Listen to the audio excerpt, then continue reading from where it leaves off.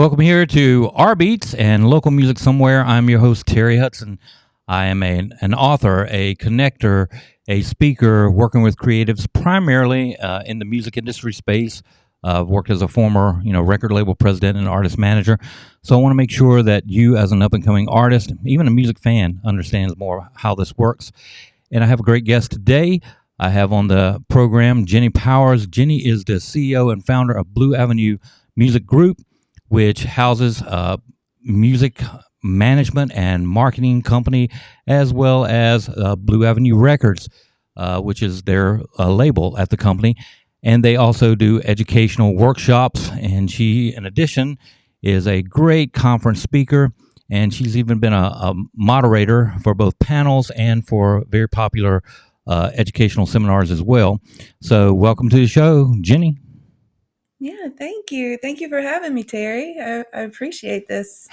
Yeah, well, it's, seeing, like I told you, seeing the background. I've watched so many of your videos, with your group, your shorts that are on, of course, all the social platforms. You are just so full of knowledge in this, modern or new music industry. That's so great having you on the program. And if people, if they're aspiring artists, this is the program for them today, just because you're on here. Well, thank you. Yeah, I agree with that statement. Um, any independent artist who need help or need a direction, I think there's room for all of us to be able to show them the right direction and have them build out their own businesses to grow and share their art with people. And anybody like you that has a heart for that, including myself, but I've Mhm. always seen them to where there's a journey that led them there. They were either an artist, somebody that worked in the industry in another avenue, whether for a major or an independent label, and they've seen something that's missing, and they've seen a better way for artists, so they forged and created that better way. What is your story? What got you in to this point? Wow. Okay, so that's an interesting one. My family has always been very into the music scene here locally in Myrtle Beach. And my sister was a graduate of our governor's school and went on to get a recording degree, um, and started a girls' rock and roll camp, which was one of the longest rock and roll camps still in Nashville. Oh, you're And still I think involved it's in it, aren't you? yes, yes. Okay. I still help out with the marketing department of which is the youth empowerment through arts and humanities. My sister's still on the board, and so we still work with that nonprofit to um, bring music and uh, other resources for underserved communities. Well, that's great to hear. So, Thank you. in addition to that, were you ever an artist? Were you ever involved as a singer or a songwriter or anything? Oh, wow. So I'm a very bad flute player. So if you need some bad flute solos, you can call me. Coming up for your But birthday parties. yeah, yeah. Maybe I can figure out something along the way there. But being a performer was never something I wanted to do. Um, I actually have like a background in legal studies. So I went on to get my paralegal degree and work in the legal community. And then I went to work with Hard Rock, and I was part of their investigations team. Okay, let's hear more about that. How does that even work? so That's it, I've just never heard. So in here locally, we had a place called Hard Rock Park, which was a theme park based Mhm. around music.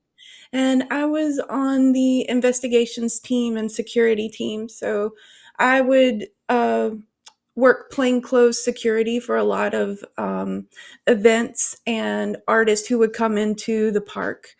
So that's kind of how I got my start in the music Yeah, because industry. that's a great way to see how backstage works and how the inner workings of the concert itself, and Yeah, you're around it absolutely. all. So yeah, that Well, is a entrance. and the artist protection side of that too, just to make sure that we live in a world where the wall between a celebrity and fans has come down, and so we still have to make sure that our artists are protected in certain situations. Absolutely. And with Blue Avenue Music Group, before we even get into that, because it's such a diverse thing that you guys are doing, and it's solid. The services are solid. Thank you. In the modern landscape of music, when I started in artist management, and even to the point of being with the record company, when I started that, it was a totally different scenario. The artists had no power. They thought they did, but they would sign contracts, and they would be long contracts, and they would. It even seemed secured, like they think once they signed, then that had made their lives, and they would find out after usually one project that the whole show was over, and they still didn't own any of their stuff, and it just it was kind of fleeting for a lot of them. Some were able to transition it in other ways. And of course, some, became the kind of artists that they had a 5 year shelf life that did really well. They had a few projects and maybe a comeback tour after that time, but it is never something unless you are that very, very, very, very small percentage that is able to carry that any further than that. But now there's so many avenues to where you build your own career. And if you have an entrepreneurial spirit, which is the only way you're going to make it, I feel nowadays, that if you have that, you can continue that career pretty much indefinitely. You have more control over that. 100%.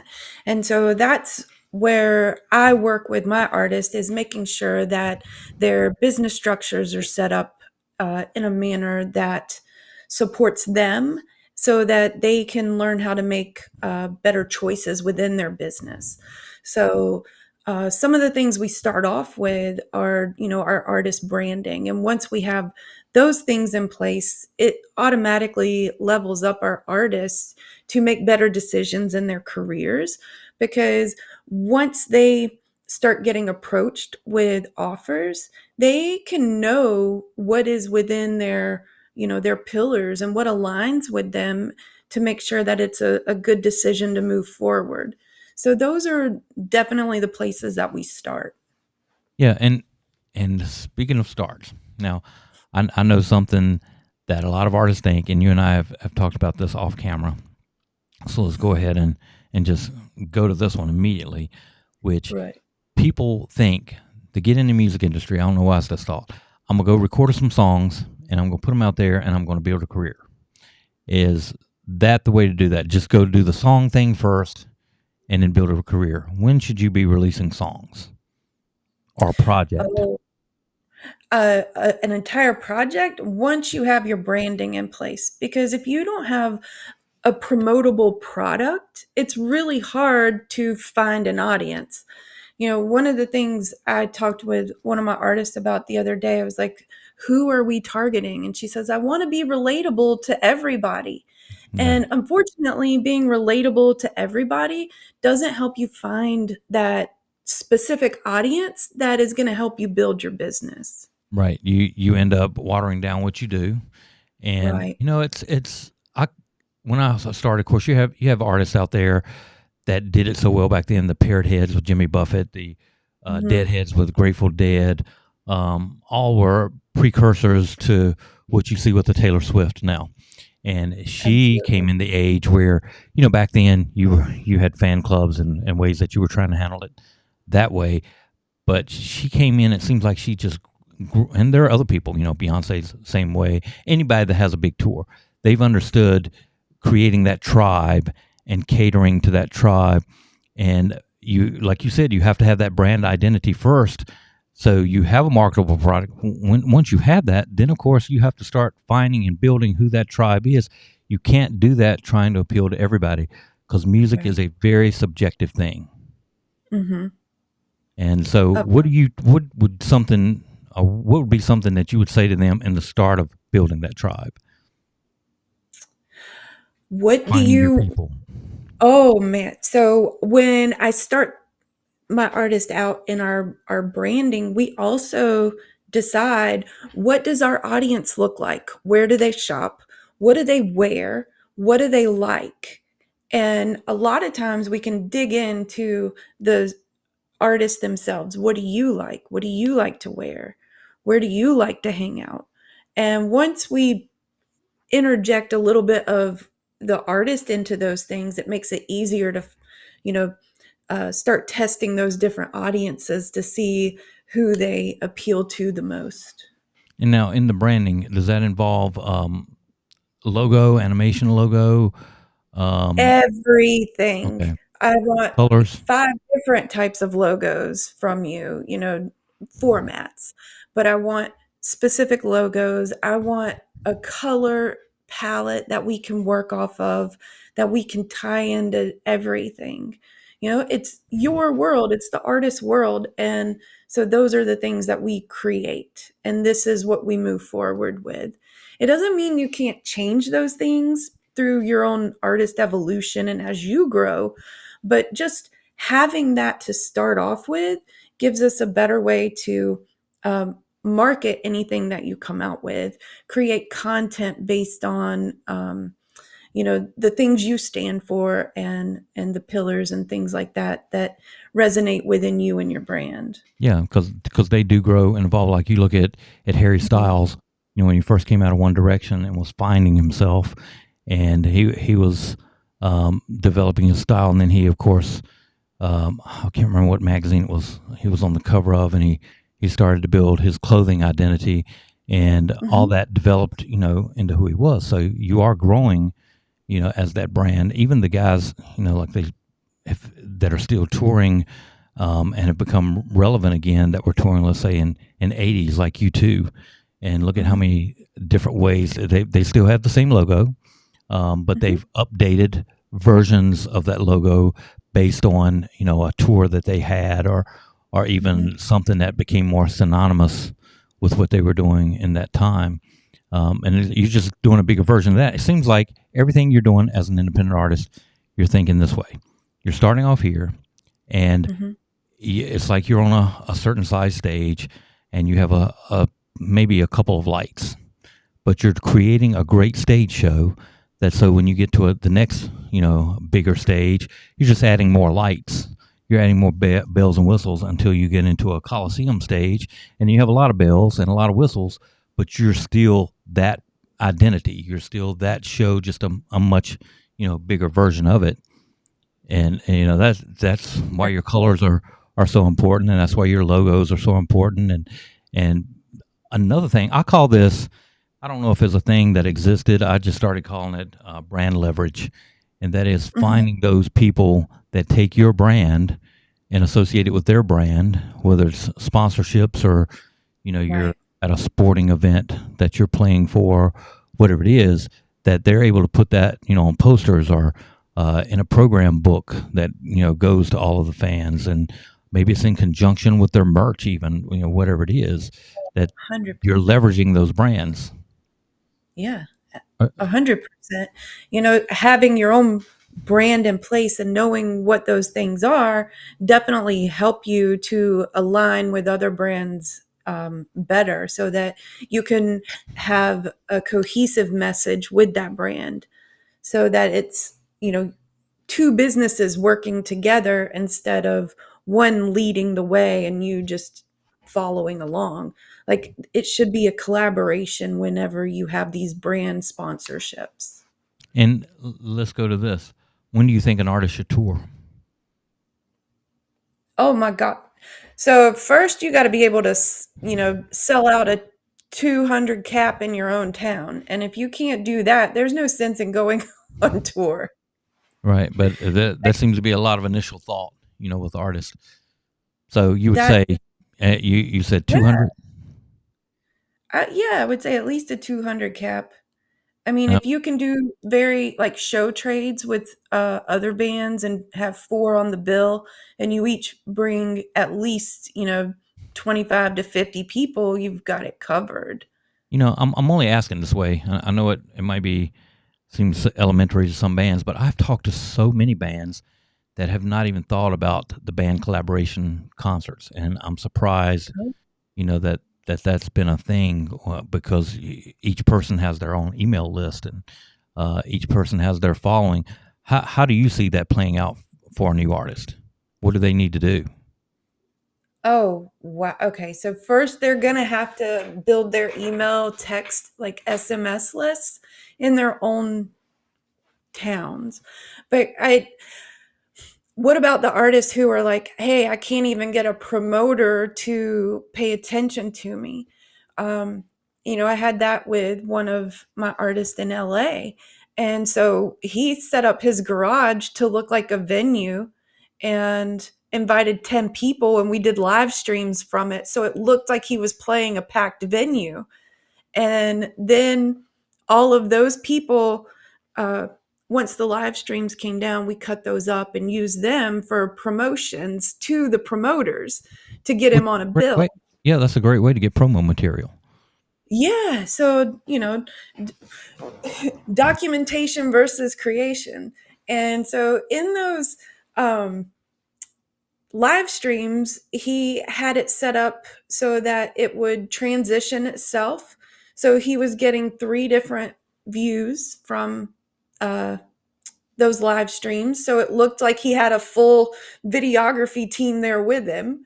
And there were 10 people, but it's a garage. So it looked like it was packed. Oh yeah. And so once we finished that show, everyone from there went and commented on how great a show it was. So then he now had some social proof on the show that he played. He was offered an opening slot um, in LA at the Whiskey. And uh, because we had built up so much momentum from those live streams, we actually sold like 56 tickets. Wow. The kicker with that was they let us do it through consignment tickets. So we actually upped the ticket price and sold them on his website, but we made it into like a fan package. So everyone who showed up there got a t-shirt and some other things from Dave. And so when the promoter came out, all he saw were people in Dave's t-shirts. And Oh, before he yeah. left, he got booked a headlining show there.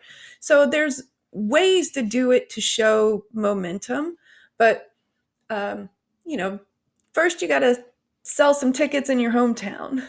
Yeah, and something you were talking about there that's also social proof is being able to take something like that and not make it a one time thing, but being able to cut it up, in Mhm, several posts and cut it up and repurpose the content. I've had people, artists in magazines where I got them great coverage in a certain magazine, and publicity comes and goes, for instance. But mhm, you could take that photograph or video of that particular ad, and you can take a video of you signing those ads at a mall or something, and then using mhm, those videos as your story, or you can show that the magazine is in specific stands, at a store, and have people walking by. There's so many things that you can do with that, and the same thing with your music videos. Don't just shoot a music video, shoot it to where you can cut it up into little small pieces for short form video, and I make it no an longer suggest long form videos, music videos for anybody. You can AI generate long form music videos and put them on YouTube and they're fine. If you're going to do um, long form videos, do them in the studio so that you get the live recording and the right. video right there. Um, but for promotional stuff for my artist songs, I usually just want the best part of the song, and I want it in 100 different places. So if I can get that hook and it's like stuck in someone's head, that's all they're thinking about. If it's a good hook and you give them visuals to go along with it, then you'll find that engagement. Yeah. Now let's go into Blue Avenue Music Group. We'll talk about it more in depth in the second half of this, but let's go into the services you offer. Let's talk about the artist management and the marketing services. What are some of the things that you do there? Yeah. So with Treehouse, which has been they're a local reggae rock band. They're I don't know if anyone's heard them. They're right in line with like Elevators and Stick Figure and a couple others like that. The American reggae, and with them, we do a lot of, managerial stuff. Just this week, I was working on making sure all their trademark documentations were up to um, where they needed to Enough be, and code. then yeah, that's a headache. um, And artists are but not we always great at that. no, actually, with those trademark things, you'll get a lot of emails coming in from a lot of different places, so you never know which ones to respond to. And this was a specific situation where we had overlooked a filing of a document, so we definitely needed to be on top of that to make sure our trademarks are secure, because we utilize that trademark authority for that band a lot, because their name is Treehouse, and it's very common. Right. So I've had to request takedowns of several artists, and sometimes they get very upset with me. One even changed their name to the Dream Squeeze. They're like, I'm sorry I had to like squeeze your dreams, but you know, you need to check out those things before you start uploading Right. music under a name that you don't know if you can continue to um, produce music under. So I Yeah, think that's a and really there important. it's pretty common that bands do not know things like that, which is something that they should seek out advice and counsel on, from an attorney, from a 100. management company. Um, when it gets into marketing, check these things out ahead of time before they even get that started, because then it's a headache to get everything changed around like that group had to do. And it just takes a little research at first. And you're not a lone ranger in this. There's so many great companies and people that can help you. We're going to take a really quick break. Well, I'll say break. It might be about 5 minutes, but we're going to take a break. We're going to hear from our sponsors and our family, talk about some rBeatz things, and then we will be right back, and we will go even deeper into what Blue Avenue Music Group offers. So we'll be right back after this. Welcome back to this week's segment of What's Trending Now on rBeatz Radio, Media, and Streaming Network. Upcoming local, national, and international concerts. Starting off with Starlight on 22nd Street. It's hosting its annual singer-songwriter meetup on Wednesday, November 13th at 5:30 p.m. to 7 p.m., along with a variety open mics starting at 7 p.m. to 10 p.m. You can get your tickets at starlighton22nd.com. Noel and Maria present Motown Reimagined, a Middle C Jazz Anniversary Celebration, taking place at the Middle C Jazz Club on Saturday, November 2nd. Doors open at 8 p.m. You can get your tickets at middlecjazz.com. Moonlander is heading out on the Space Cowboy Tour and is performing at Snug Harbor with opener DePreston, along with the album release party on Friday, December 6th. Doors open at 9 p.m. The performance starts at 9:30 p.m. You can get your tickets from the link in the bio. Stay updated on these events with the rBeatz Street Team heading out on these events with the opportunity to win cash prizes and a merch giveaway. This is Annalise Pearl, bringing you all the new details on the latest trending water cooler conversations. Stay on top with the rBeatz app and rBeatz.com, always bringing you the best of the best independent, national, and international artists. Let's get started with this week's DJ World Beats top trending songs. Spinning now on 25.8366, our global pop stream, DJ World Beats brings you DePreston and Surf with their single, All I Do Is Fall. Serena with her song, Numakuta. Again and Again by Sahiti. And He's the Man by Lovecat. Spinning now on We Global Radio, our hip-hop and R&B stream, we have Love the Way I Love You by Citizen Queen. Tiki New Light, P Money and Jolie P, Stay in Your Lane. Humankind and Call Me with their smash hit, Big Dogs. Trending now on rBeatz Radio, our house and EDM stream, we have Dom Dalla and Tove Lo with their single Cave. Coming up on our gospel soul praise stream, The Vessel Radio, we have Shine Down on Me by Crazy Bone. And closing out on USA Hero, our classic rock and country station, we have Lonely Road by MGK and Jelly Roll. That concludes this week's countdown. Be sure to check in with us at each event for your chance to have your next hit announced on our social media sensation show, What's Trending Now. Be sure to check out RBTZ TV on YouTube and rbeatz.com. Just leave your name, phone number at each event for your opportunity to win cash prizes and a merch giveaway. rBeatz Radio isn't just a platform, it's a movement. A universal internet radio and media hub that has become the heartbeat of music discovery. With a staggering peak of 7 million listens and an average of 80,000 listens per month, the world is tuning in. That's not just numbers, those are ears and eyes. Yes, your brand amplified and elevated only on rBeatz Radio. Navigate the digital airwaves seamlessly with our intuitive platform. Imagine your brand being heard, being felt, being experienced. Picture your message flowing through the veins of our global network, reaching each listener.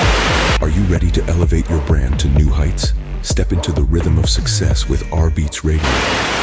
Our platform is designed to ensure your brand doesn't just appear, it resonates. It doesn't just speak, it sings, dances, and vibrates with the rhythm of our audience's lives. This isn't just about advertisements. This is about creating a symphony where your brand is the melody. We're not just a service, we're an experience, and your brand can be at the center of it all. Your brand deserves a global stage. At rBeatz, we've turned up the volume on global outreach.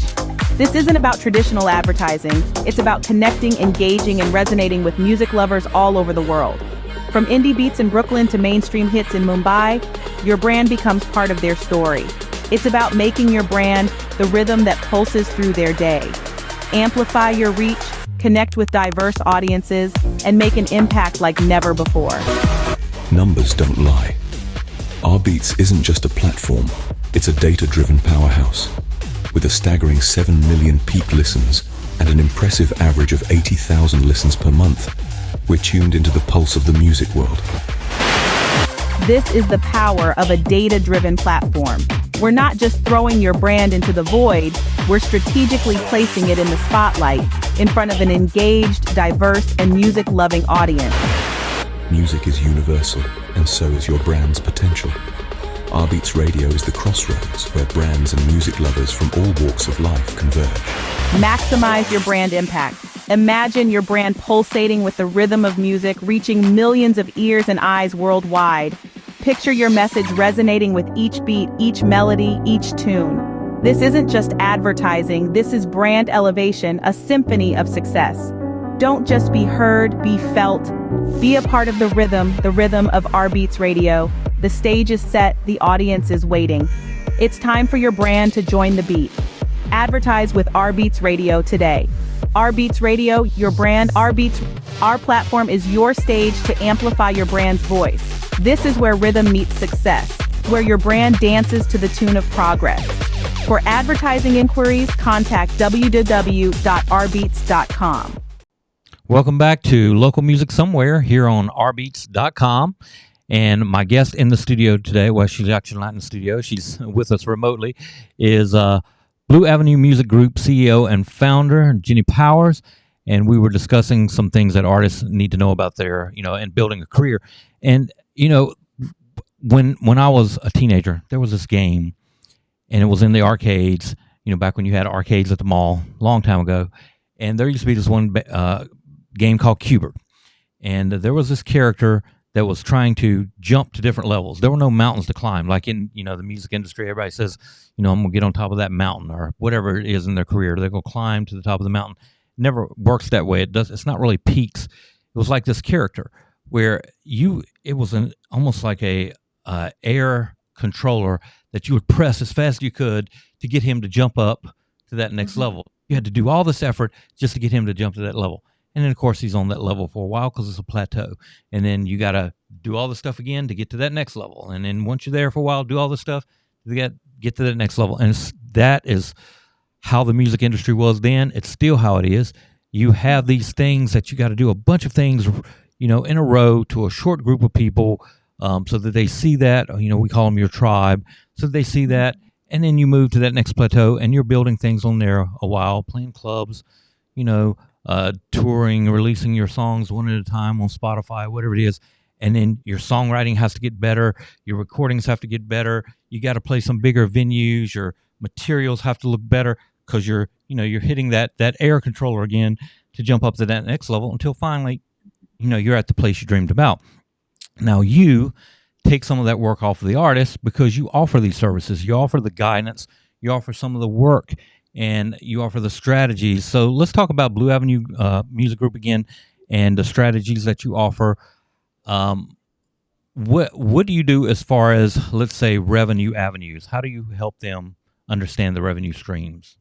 What are you involved in there? Oh, well, that's revenue streams can be different for every artist, but there's just Correct. some like basic revenue streams that we put in place for them. So just making sure that one, they have their LLCs in place, and then we can make sure that they have their registrations in place. So their performance rights organization, their publishing administrators. If they don't want to go with a publishing administrator, then if they're in the US right now, they can go directly to the MLC and get covered for a lot of the mechanical royalties. Which is a newer thing, if you can explain what that is. I mean, some people know about it, but a lot of people still don't. Well, mechanical royalties used to be governed through private companies. And so now with the it was the Music Moderation Act, yeah, Modernization. however you want to say it, yeah, the MMA, and it created the MLC, which is the Mechanical Licensing Commission. And so what they do is now collect all mechanical royalties, and artists can go to them directly. And a lot of artists are not claiming that. And so people are fraudulently going in and stealing their money because they're not staying on top of it like a company like you would help them do. I mean, there are people that stole millions from artists that had no idea the money was even there because they didn't know how to look for it. That was why I asked you to explain a little more. But somebody like you that does know this is somebody to be with, because you can go collect, you can go show them your stuff is here. Right. And that is one of the many places that we have them register. We also have them register with Sound Exchange for the master recordings, and that also covers any session players and things like that who may have been on a record.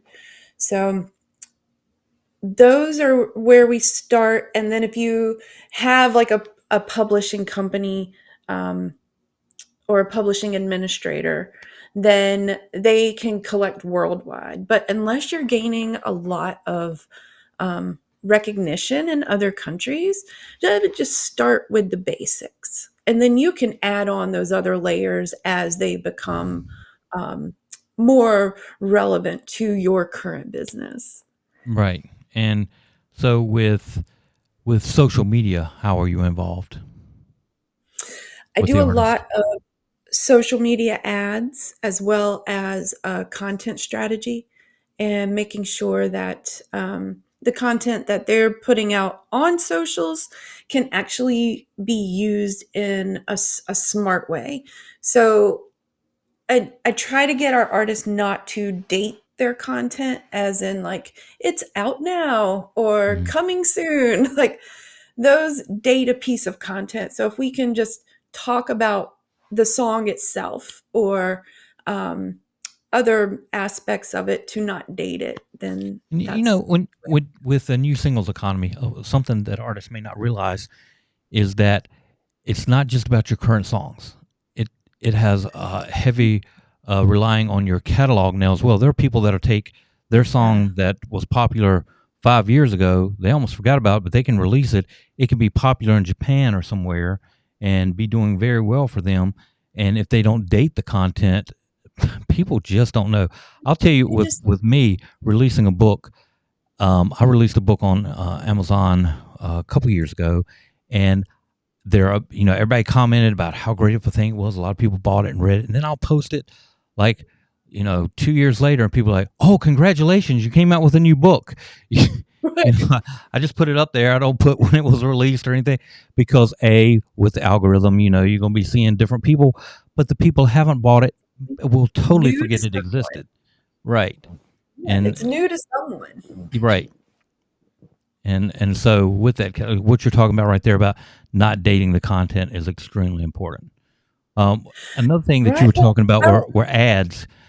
Artists don't know how the ads managers work. They don't read that. You need somebody that understands that part so that they can be effective and you're not throwing money to the wind. Correct? that is true. Also, to make sure that they're not promote. Women have a harder time promoting on these socials because if you show too much cleavage, then your ads get flagged. Or, if you are laying on a bed, your ads get flagged. And so a lot of times they don't realize why their promotional efforts got flagged, then their entire accounts get shut down. And I have a halfway decent uh, way to get them back up and going, but it usually takes about 3 to 5 months, even with Oh, direct contact into Facebook. So, one of the things that I would suggest is that just be aware of the content you are promoting. No cuss words, no alcohol, no cigarettes, no, um, like if it's marijuana related or THC related, like you have to be creative in what you're doing with it in order not to get flagged. okay. And as far as touring, are you involved in helping the artists with that as well? I am. I So tell me am. So how. most of the time it's through digital ads to make sure that people are one aware of who you are and but so when an artist comes to me and says I want to tour these you know areas, we start building fan bases in those areas and building contacts in those areas of people who like your music. There's no sense in announcing a tour in an area that you have no fans in. So that's the first thing that we start to do.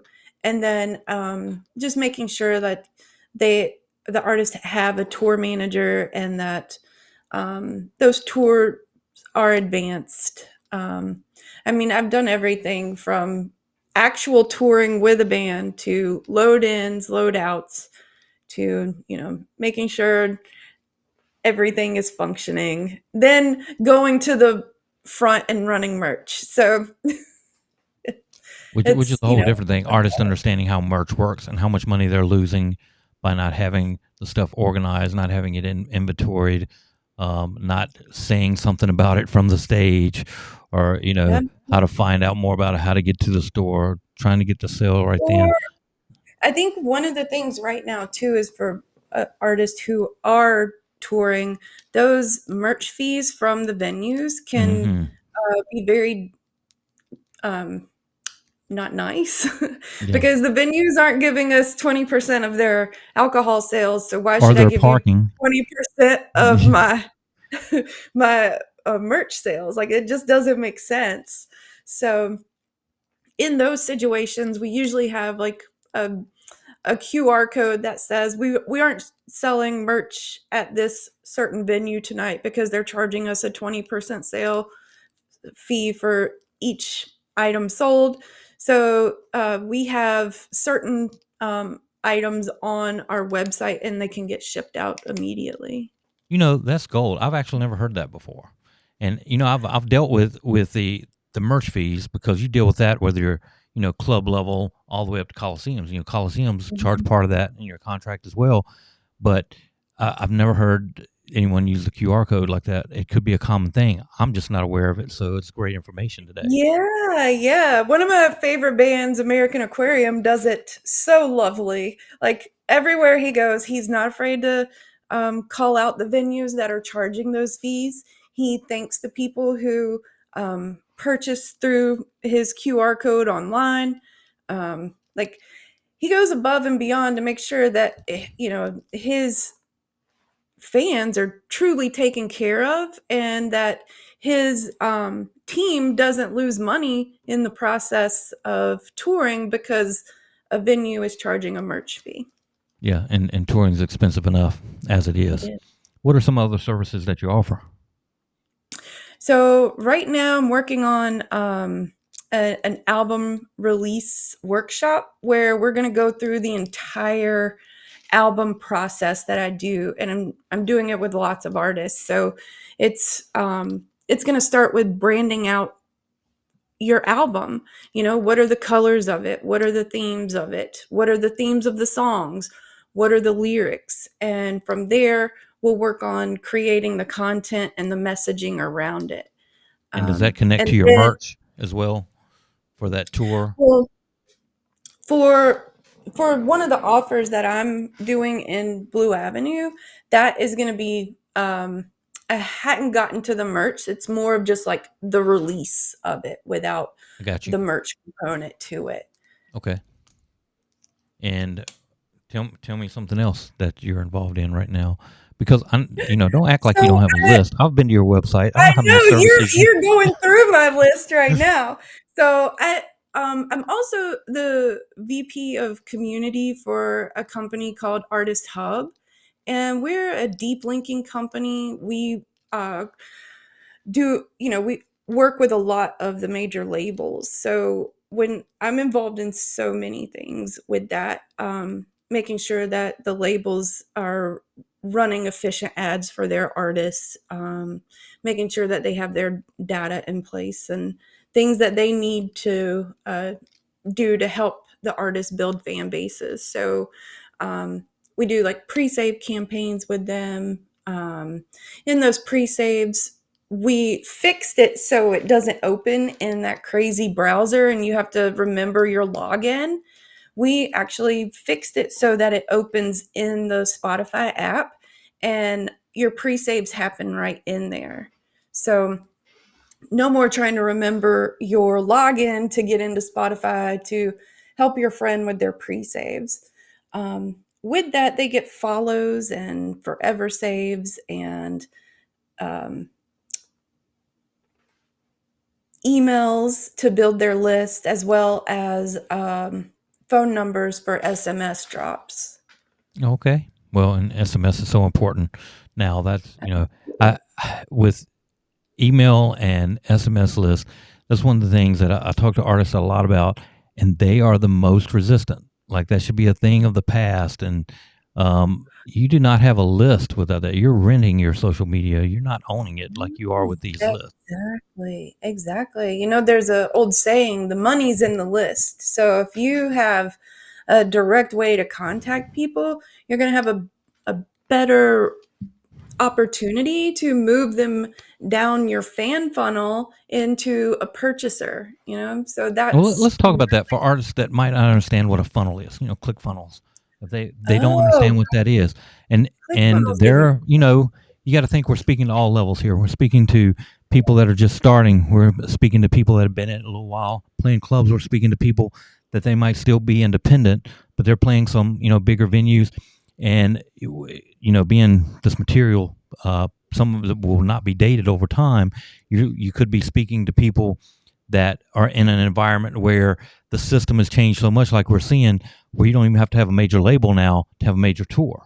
It's changed so much. So for those that maybe their manager or their consultant or whoever, they might have heard about it on TV, know what a funnel is. I could tell you, if you Google ClickFunnel, the first thing it will send you, images wise, is the funnels that you put oil in your car, or something to that effect, because it takes a little searching to find what you're looking for with ClickFunnels, with how this works with marketing. But it is the key. It's how you take a somebody who liked something and who followed something to being a fan, and then of course super fan, which is where you're trying to get to. And so explain to them more of what that is. So the top portion of a funnel is like your big casting net where you just kind of bring people in for the first time, and that's where they're like a casual listener, and then they can become an engager because they're commenting on your stuff, and then they can become a subscriber. And so usually if you do a piece of content well, you can move people through those first 3 steps of a funnel pretty easily. And then once you've got them down to a follower, you can start nurturing them with other content like behind the scenes information and stories. And then you can make them an offer. And that's the people who are most likely to, be a fan and give you money, or the people that have worked their way down to being a subscriber to what you do. So from there, you can make offers, and from those offers, you can bring them down to be super fans and make even better offers and deepen those fan relationships. Yeah, and they'll be loyal to you no matter what, at that point. And I've seen so many groups have this. They may not have had an album out in 3 years, and they can still, tour because of I how think they built that super fan. Like Nickelback gets so much hate, but they have such a strong fan base and like a loyal fan base. If every artist had that, they wouldn't have to worry about anything. Right. You don't have to worry about an industry, when it comes, because it is your tribe. Tribe is more important than industry. I might have people try to slap me upside the head for this one, but it's absolutely true. The artists that have built that following in that tribe and paid that, much attention to their fans, and I've seen it on smaller levels with some of the local groups, and I've seen it, obviously the best example right now that everybody would see is Taylor, but I mean, they are loyal to what she does because she's nurtured them. She's been their friend. It's not been, just a one-sided situation. Even her crew are super fans, of her, and you don't see that, with a lot of artists, but they built that. It's like they have created that kind of thing where they know the importance of the people that have taken the time to listen to their music.